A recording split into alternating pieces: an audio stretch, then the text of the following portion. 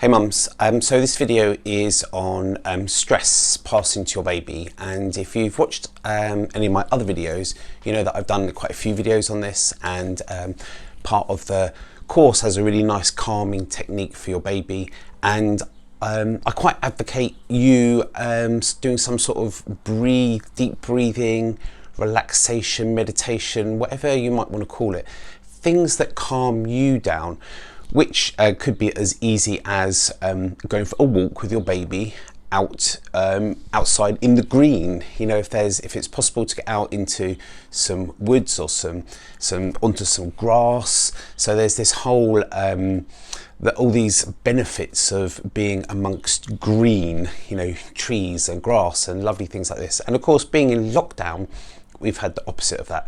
We've been in the grey, as it were, or the blue, because the blue is the screens and the things that we're looking, so phones and stuff. That blue light is kind of the opposite of the calming red and green of being outside. So we've been in the opposite of that.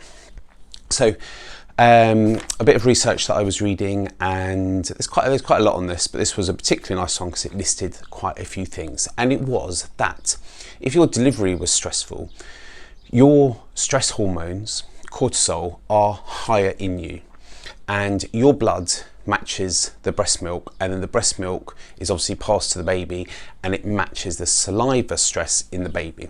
So as I have gone on and on about quite a number of times in different videos, how you feel your baby matches, and vice versa. You pass those feelings together. Now this is talking about the actual hormones that are in you.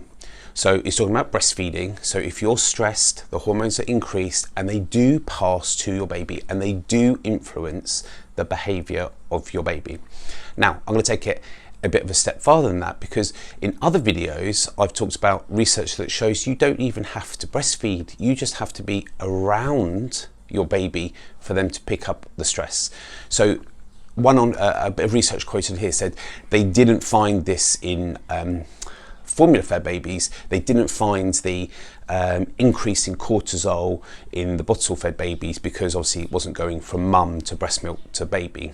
So my step farther than that is that it can still do that just by being around your baby, and there's research showing that as well. So what am I getting at?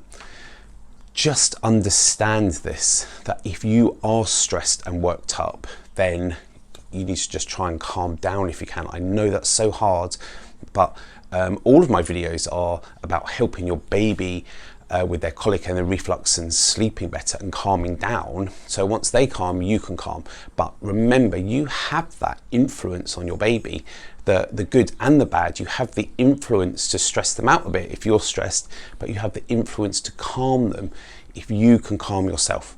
And as I've said again before, you want to make sure that you're probably calming yourself excuse me, in between the crying episodes of your baby, because once you're right in it, then it's very hard for you to calm yourself down. I mean, if they're kicking off, if you can remain neutral and, you know, and stroke them and jiggle them and shush them, then you can influence them with that. I also have the term tag teaming. So that's in the Quick Calm ebook that's on the website and in the course. So all these quick tips to calm your baby, that's the ebook download, Quick Calm. And in there I just talk about tag teaming, which basically is if you're getting stressed, hot, flustered, if you've got another family member, if you've got someone else there that you can pass your baby over to, and then they can take them off for a while, you can go away, relax, chill out, and then come back in and then take them. And I'm sure you've seen this before. I'm sure that you know you get worked up and hot, and then you pass them to someone else. They're neutral. See, grandparents are quite neutral with it. They, you know, they got the experience of calming a child down,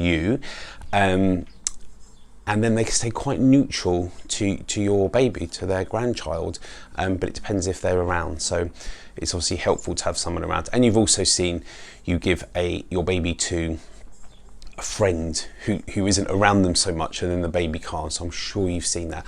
So just understand that there is 100% a link between your stress going to your baby, whether you're breastfeeding or not.